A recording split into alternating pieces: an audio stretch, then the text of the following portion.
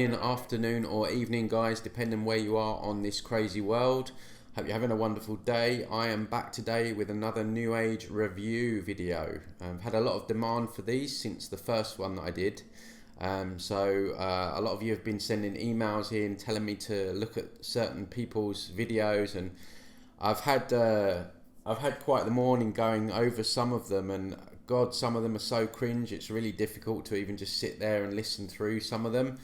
So that's a job within itself, actually. So guys, if you're new to the channel, this is what we do. We're exposing the New Age trappings and New Age deceptions that some of you have got fully caught into, and some of us have got caught into aspects of it. There are honeypots and cul-de-sacs all along the road, as we do start to quote-unquote awaken to certain truths in this world.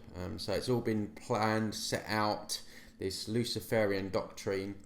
But we don't just talk about that. A lot of my work is around energy clearing implants, overlays, grids, holographic themes, that kind of thing. So if that kind of thing interests you, please consider subscribing, liking the video.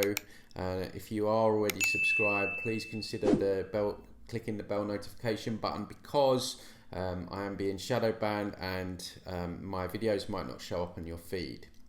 So without further ado, guys, we're going to get into this one. This one I'm going to do on Eckhart Tolle. The reason why I've chosen him is because he is mainstream. He's been on the Oprah Winfrey show, and he is one that I actually lost a close friend to, and I may have spoken about this before. I think I have, but I can't remember. But well, first of all, the guy is very creepy.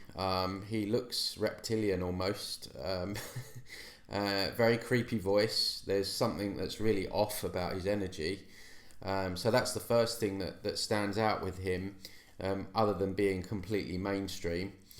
But also, yeah, as I say, I lost a very good friend who was, I met on actually a protest when I lived in London, and this guy was only young, and he was full of passion, full of, wanting to make change in the world, and, he had charisma, he had courage, and I really, I said to him, you're going to go really far, like, you know so much at a young age. And then I lost contact with him for a couple of months, and when I saw him again, he turned up with a couple of Eckhart Tolle books underneath his arm, and he had completely changed. His personality had been completely removed almost. He had this kind of wafty, starry, new age look in his eyes, and he was basically telling me that, we just need to accept and all this rubbish. And yeah, it was a man down from my point of view. And so I've always had this against Eckhart Tolle in that respect. So we're going to get into it and see what BS that we can find. So let's make a start.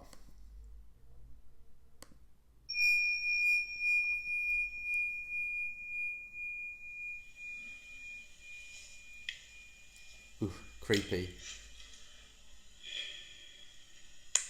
Eckhart, my question is around surrender. I'm curious, once the egoic shell has cracked open and the light of consciousness is peeking through, can the ego surrender itself to that light of consciousness, or ultimately must it be surrendered? Couple of things right off the bat. I find this with a lot of these like New Age gurus, how the people in the crowd are so starry-eyed by the person sitting in front of them. There is literally no sovereignty left in them. They hang off every word the person says. I mean, I've paused it there. It's a really good place to pause it, because just look at him and look at her. It's completely giving power away.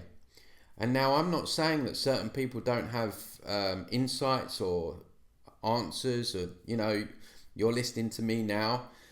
But the problem comes when we just kind of hang off every word someone says. We do it with politicians, the New Agers do it with these gurus. And of course, when you're going to just willy-nilly hand over your power like that and surrender, then you're going to get your fingers burnt. So that's the first thing that I pick up before anything's even been said.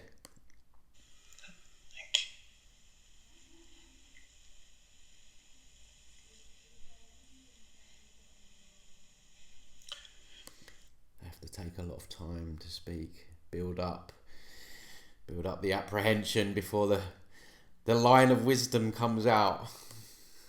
The ego, I often talk of the ego as if it were an entity. It's not really an entity. It acts as if it were an entity. It seems to be an entity that has taken possession of you.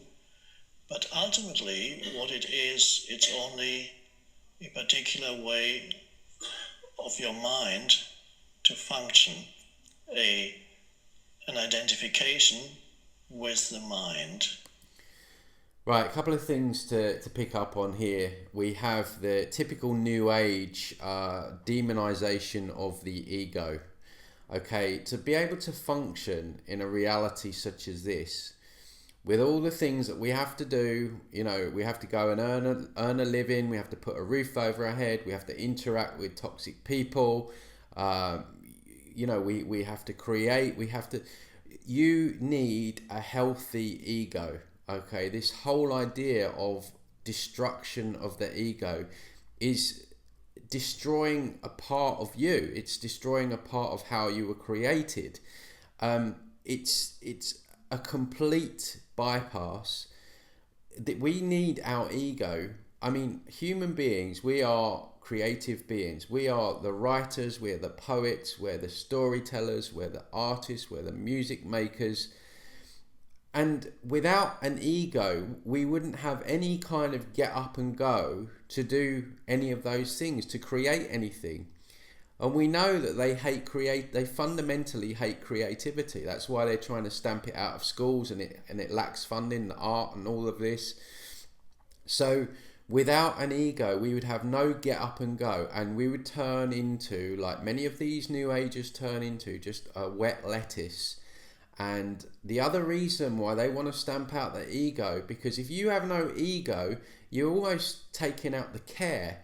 You're taking out the care that you have for yourself and that you have for the world, because you just become blank almost. And I'm all for being in touch with the consciousness part of self, and we need to do that. But destroying a part of us that drives us into action, drives us to make change, drives us to right the wrongs in the world, is absolutely a blatant deception. And the way this guy puts it in there like he does, and how they all do it so gently and deceptive, you would completely miss it.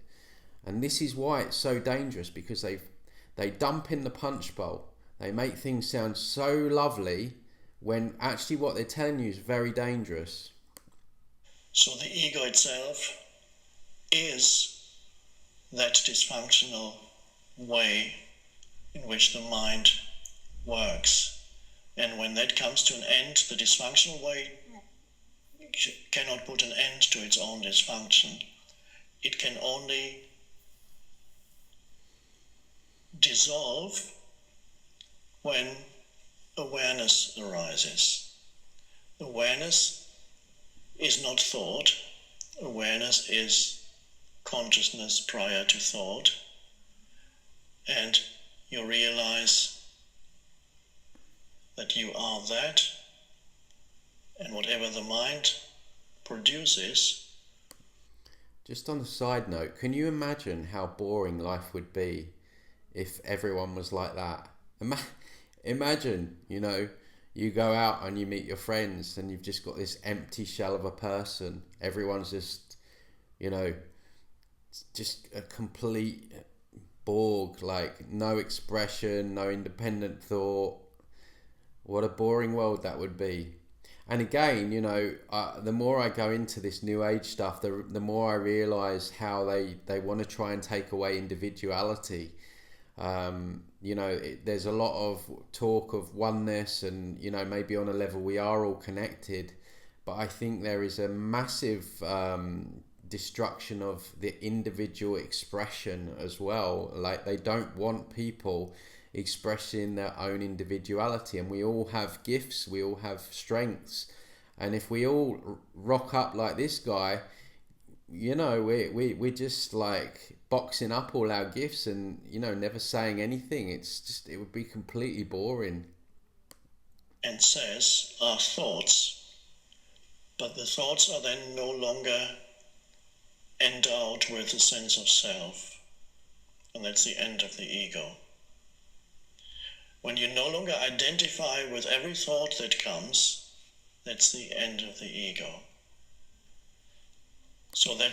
See, this is another thing that they do, and again, it's so cleverly done how they just put it in there, how basically they demonize all of our thoughts to be the ego or the mind. The mind is also demonized, because if you think about it, again, it's stamping out critical thinking, it's stamping out independent thought, it's stamping out sovereign thoughts. Because if you start listening, I mean, don't get me wrong, some thoughts are negative, you know, there's interference going on as well, etherically, that's a different topic altogether. But if you're having certain thoughts coming up, like, for example, this world might be run by a bunch of psychopaths, of course, these guys that created the New Age, they're going to want you to ignore that. They're going to want you to not take that thought process any further. And so what it does is it teaches spiritual bypassing, and any problem that comes up, you're just going to pass it off as it's just the mind, and you're going to end up in a right mess. What happens? So I don't know, in the way you formulate the question, the ego cannot dissolve itself, but in the light of awareness, it dissolves.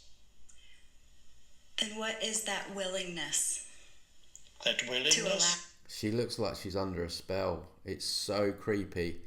There's another guy, Mooji, who I've done an expose video on before, because he's actually been, you know, using his power to abuse women and all kinds of stuff. And if you watch his video, it's really scary and spooky how these people act. They're kissing his feet and all kinds of stuff. But she is like completely under some kind of spell. It's really quite shocking, actually, completely cult-like. It to be seen, or... That willingness is the evolutionary impulse of the universe, which created the ego in the first place in order to transcend it now. Oh, what a deception. So we are, according to Eckhart Tolle, we are created to destroy our ego, to destroy our sense of self, to destroy our independent thought, to destroy our critical thinking abilities, because any thought that comes in is the mind and it's the ego, and we can't listen to that at all. There might not be any kind of truth or wisdom or, you know, necessity to listen to our thoughts sometimes. It was an evolutionary step for mankind. The ego was an enormous step for mankind, a great thing. And then it came, or is coming now, to the end of its lifespan. That particular evolutionary movement or manifestation that we call ego, it had a lifespan. It has outlived its usefulness now. We have learned a lot through it. Isn't it amazing how all the things that have got us this far, that we're supposed to be now transcending in way? I mean, you know, there are certain things that we need to work on and transcend, but, you know, the fundamental basics that make us human are now all of a sudden wrong. Like, what other species would do that? You wouldn't, an elephant wouldn't like try and change the way that it thought because, it was coming to some cycle or something like that. But I don't know, crazy. And now it needs to go, and that's always a critical stage. The transition from one state of consciousness to another is always critical. There could be a falling back, we're at this transitional stage where the ego now needs to dissolve. The caterpillar has come to the end of its useful life as a caterpillar. It's been fine. The caterpillar was happy for a while, crawling up the tree. I don't know about you guys, but he looks a bit like a caterpillar. I'm sorry, but he creeps me out. And eating the leaves. Now there are no leaves left on the tree, and it's time for the caterpillar to cease being a caterpillar and turn into something incredible. Just look at him here. He looks like he's under some kind of mind control as well. Like, the eyes are the window to the soul. I'm just pausing it here. It just looks like the lights are on, but no one's home. He's probably an MK Ultra. He's probably been, groomed for this role his whole life. But definitely looks inorganic there somehow. Oh, that little slimy thing. Suddenly, it doesn't know what's happening to it. The caterpillar doesn't say, I must become a butterfly, or I'm trying to become a butterfly, but the caterpillar... Also, don't get me wrong, guys. Like, it's truth mixed with lies, right? So, some of what he teaches, being in the moment, blah, blah, blah, a lot of stuff, you can take... It's just looking, as I describe it, as that dump in the punch bowl all the time. Where is the deception?